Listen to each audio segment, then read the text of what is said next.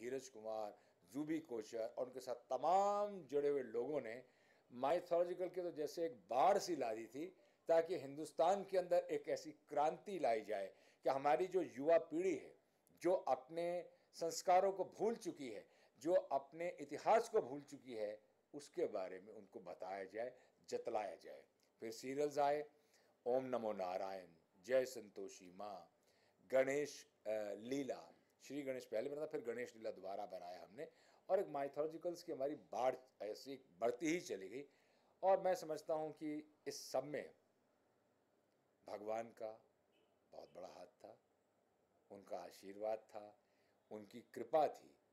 और उनकी ही कृपा से हमें हिम्मत मिलती थी कुछ ऐसा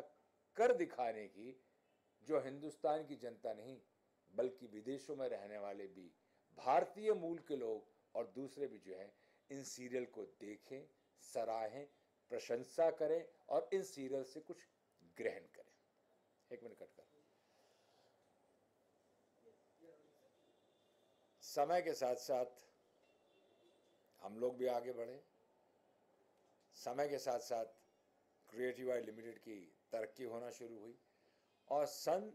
2000 में हमारी जो कंपनी थी वो पब्लिक लिस्टेड कंपनी हो गई।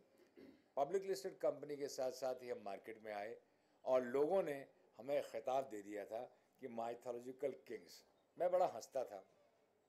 अरे भाई हमने माइथोलॉजिकल सीरियल्स तो बनाए हैं, लेकिन उसके साथ साथ हमने सोशल भी बहुत बनाए हैं, लेकिन इसमें लोगों का कसूर नहीं था। कहते हैं ना कि आप जो अभी हाल ही में करके हटे हैं उसी से जाने जाते हैं। मान लीजिए अगर आपने हाल ही में कोई बहुत बड़ा काम किया है तो लोग उसकी तारीफ करेंगे या उसकी बुराई करेंगे। तो क्योंकि माइथोलॉजिकल्स इतने स्ट्रॉन्ग सीरियल्स हो गए थे और उनका एक एक ऐसा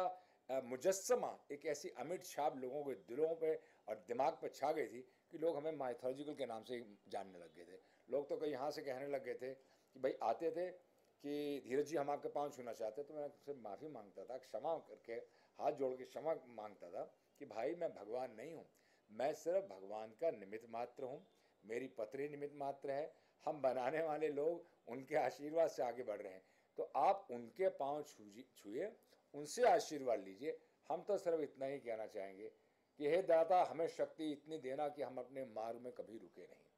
हम आगे बढ़ते रहें और हमारा जो यज्ञ है, जो कला का यज्ञ है, इसी तरह से निरंतर आगे बढ़ता रहे। तो सन 2000 के बाद सैटेलाइट चैनल्स बहुत पहले आ गई थी, जैसे जी टीवी आया था। यहाँ पर मैं उनका कुछ जिक्र करना चाहूँगा। जी टीवी जब शुरुआत हुई थी सुभाष चंद्र गोयल साहब बहुत